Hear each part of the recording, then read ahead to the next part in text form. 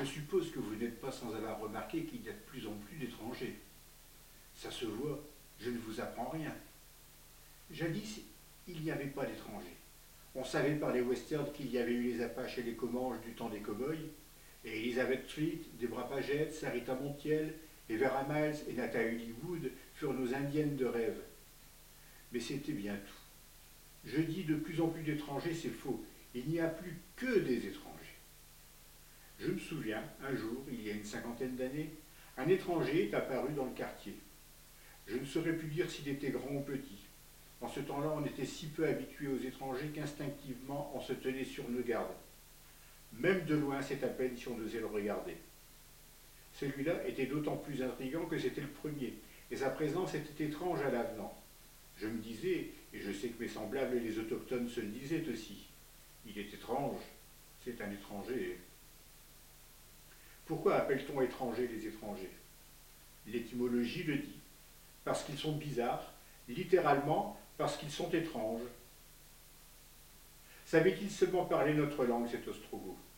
Nous ne le sûmes pas, vu que personne jamais n'osa lui adresser la parole. Des fois que sa voix nous aurait collé la pétoche, auquel cas peut-être aurions-nous pu être informés de l'origine de cette étrangeté que brutalement nous découvrions, puisque jusqu'alors l'étrangeté n'avait jamais existé. Ce que je puis dire, c'est que ce n'était pas un Indien, car ni il ne se baladait à moitié nu, ni il ne portait de plumes.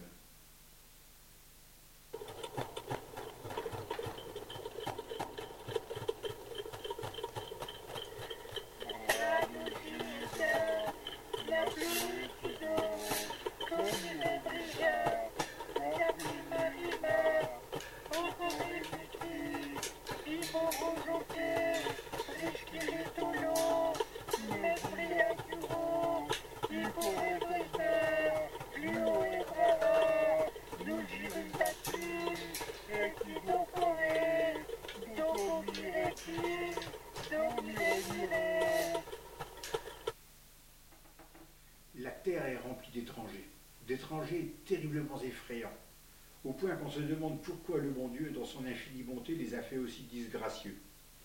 Mais c'est sans doute qu'ils viennent de contrées abandonnées de Dieu, torrides ou glaciaires, inhospitalières, hostiles. De très loin, ça ne fait pas un pli. C'est d'ailleurs ce qui définit les étrangers, ils viennent de loin. Peu importe que ce soit d'assez loin ou de très loin, ce qui importe c'est qu'avant ils n'étaient pas là et que maintenant ils le sont. Je n'ai pas besoin d'ouvrir ma porte, je sais qu'ils sont là, à 2 pas, entre Galta et Cambuse. À commencer par les cannibales. Les cannibales sont les étrangers qui, grâce à leurs grandes dents, ouvrent la route aux affamés de la terre. L'étranger de notre quartier devait être l'un d'eux. Cannibale. Rien que ce nom de cannibale fait frémir. Cani vient de canine, carnivore, et balle de trou de balle, vu que chez eux la nudité est native. S'ensuivent, le nom le dit bien, les étrangleurs. Ces étrangers, tels les chiroptères cavernicoles, attendent dans les ténèbres pour étrangler l'égaré. C'est pour cela qu'à une époque on rasa les quartiers aux rues obscures où ils avaient élu domicile. Rien n'y fit. Les étrangers apportent leur propre obscurité avec eux. Nimbés d'obscurité qu'ils sont. J'ai envie de dire, c'est visible, mais justement ce n'est pas visible. Combien sont-ils? Pas la peine de chercher à les compter, ils sont tous là, absolument tous. Parce qu'arrive maintenant la cohorte de ceux qui ont la lèpre, avec leur visage tout rongé, ceux qui ressuscitent les cadavres, ceux qui se nourrissent de larves, ceux qui gobent des tarentules, ceux qui mangent des varans tout crus, ceux qui dévorent les pestiférés et vendent leur bubon créma à la sortie des crématoriums. Quant à leur foyer microbien, c'est un cauchemar devenu réalité. Ces microbes on ne peut plus étrangers, guettent les corsins et instantanément l'envahissent pour y faire leur nid. Dire pourquoi ils sont venus, les étrangers? Pourquoi ils continuent de venir? Pour être étrangers, pardi. Mais plus encore pour nous transmettre leur contamination, leur contagion, leur pandémie sans fin, à commencer par l'éléphantiasis, et puis la variole, le cholestérol, le typhon, le scrofule, le scolopendre, la syphilis, le beriberi, le catarrhe, la cataracte, la catalepsie, la catatonie purulente, jaune comme le péril, et même rouge, noire et verte, afin que nous devenions aussi affreux qu'eux, avec un regard, un regard infesté de sang comme selon nom les vipères, et des escarifications partout, même là où un être sain de corps et d'esprit n'oserait s'imaginer. Et si vous voulez savoir pourquoi ils sont si laids, eh bien c'est parce que la laideur est une chose qui nous est fondamentalement étrangère. Voilà.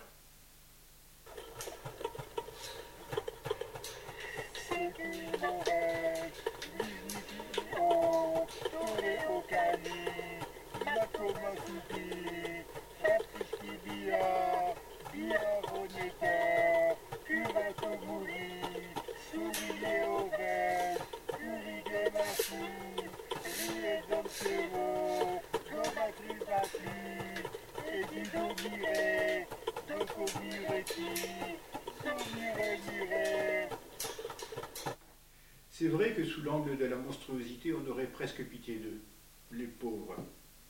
Le grave problème qui se pose, je le redis, c'est qu'il y en a tellement qu'à la fin, il n'y a plus qu'eux sur Terre. Arrive alors le temps qui ne nous permet plus de distinguer les non-étrangers, ceux qui montant avec une couleur de peau qui n'avait rien à cacher. Je ne dis pas que je suis supérieur aux autres, mais je suis normal. Et l'avantage d'être normal, c'est de ressembler à ceux qui nous ressemblent. Hors des gens normaux, quand je soulève le rideau de ma fenêtre qui donne sur la rue, je n'en vois plus. Aussi j'en vois, je me dis que c'est une ruse pour m'engager à venir mettre le nez dehors. Mais il ne faut pas me la faire. Je vois bien leur air rusé quand ils remarquent que je soulève un coin du rideau, que c'est une ruse de leur part, cet air faussement normal. Il ne faut pas être fut-fut pour savoir ce que c'est qu'une ruse. Une ruse, c'est se donner un air normal que d'ordinaire on n'a pas. La normalité, ça ne s'invente pas. La vraie normalité est normale, tandis que la fausse, non. Une ruse est une ruse, ça se sent, nom de Dieu.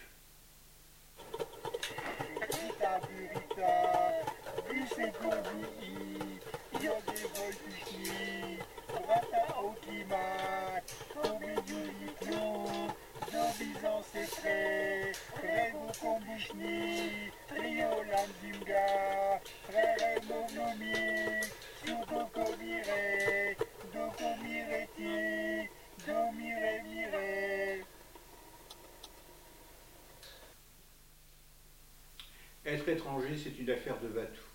N'avoir que sa vie à perdre. Tout le monde n'a pas que sa vie dans la balance. Les gens normaux n'ont pas que leur vie à perdre. On le voit bien quand c'est la guerre. Ce qu'ils ont à perdre, ce sont ces biens qui habillent leur existence. C'est pour ces biens qu'ils partent, la Marguerite au lance-roquettes. Non pour leur vie. Et en échange, la Marguerite vient leur servir à boire. La vie toute nue, on y pense difficilement du fait de son évidence. Quand les choses sont évidentes, on n'y pense pas. Pourquoi y penser puisque c'est là? Les réponses sont toujours là. Ce sont les cheminements qu'occasionnent les questions qui ne sont pas là. Quand une réponse est là, il n'y a plus de question. Une réponse qui n'est pas là n'est pas une réponse. La pensée n'a pas affaire aux évidences. Ceux qui n'ont que leur vie à perdre, ils ne vont pas à la guerre. Ils vont à la vie de toute leur force. C'est pour cela qu'ils sont imbus de ruse. Je le sais, moi, que si je sortais, ils se précipiteraient sur moi. Les femmes me grifferaient la figure, leurs gosses à moitié morts de faim me mordraient jusqu'à l'os. Quant aux hommes, assis sur les monceaux d'immondices qu'ils ont ramassés dans les poubelles de ceux qui n'ont pas que leur vie à perdre, ils joueraient du tam-tam en poussant de sauvages hurlements, en me lançant des sorts pour que je me transforme en cloporte, comme dans le roman du type qui écrit le livre qui s'intitule... Non, pas la nausée. Non, non. Ça aurait pu noter bien. Ah oui, la Métaphormose. Une histoire vraie en tout cas, qui se passe au-delà de la muraille de Chine. Le cloporte, à moins que ce ne soit un cancrelin, se balade sur les murs, lui qui était si beau dans son jeune temps. Et c'est peut-être pour ça que les gens normaux ont disparu. Les étrangers leur ont lancé des sorts pour qu'ils se transforment en asticots. Asticots qu'ils font ensuite griller et qu'ils vendent à d'autres crève-la-faim aussi infortunés qu'eux.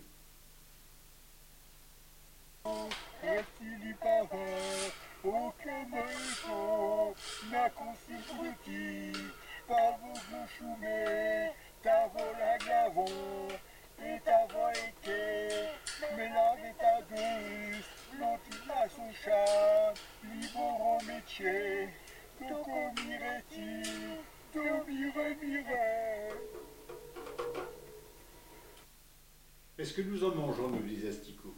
On pourrait noter bien. Personnellement, ça ne me ferait pas peur.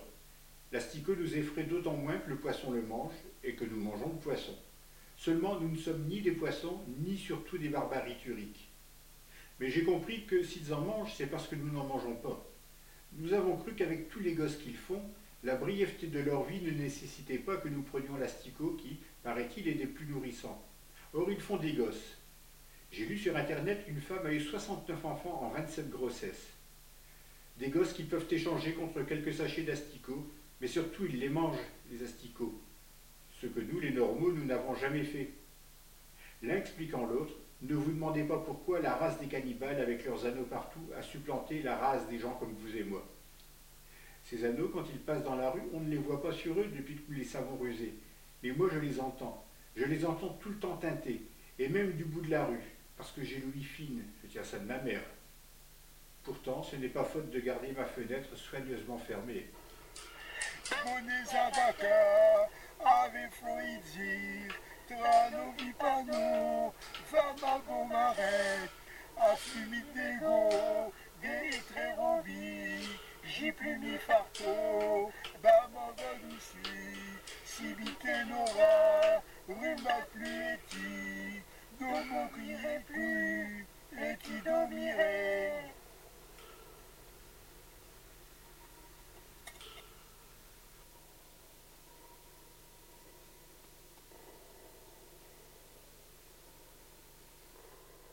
N'empêche qu'il sera très difficile de les pousser à rentrer chez eux. L'absence de papier, jointe à l'ignorance, rend l'alternative improbable. Non pas d'où viennent-ils, mais où iraient-ils? La chanson dit quelque chose comme La terre n'appartient qu'aux étrangers, le Pékin ira loger ailleurs. Ni eux, ni nous ne le savons. Nous encore, on peut aller crécher ailleurs, mais eux. Il fut un temps, les non-étrangers étaient des étrangers dont le nombre devenait croissant. Mais comme la non-étrangeté a fini par devenir une catégorie d'étrangeté en fin de compte indistincte, notamment parce que beaucoup d'enfants des non-étrangers se sont mis à fuir les non-étrangers, bien des choses se sont embrouillées. Moi qui suis étranger à ces envahisseurs de la terre entière, et pas même à ce titre le plus étranger de tous, semblable à la longue, je me dis, fais un signe, rentre à ta case, il est temps maintenant. Et voyez à quel point je suis maintenant chez moi comme ailleurs. Ce qui fait que le jour où l'on se résoudra à parfaire pour notre compte le choc final des civilisations, avec missiles lancés du fond des océans et drones flambant neufs, on ne s'en apercevra pas immédiatement, mais l'instant d'après, c'est-à-dire trop tard, nous nous rendrons compte que c'est nous que nous visions. Moi qui par déduction n'ai que mon va-tout à perdre, j'apprends mentalement à jouer du centour en me disant que les vibrations des cordes créeront autant de faux échos sur les écrans des opérateurs de radar qu'elles peuvent en créer de vrais sur la fin ouverte, comme un fruit inentamé.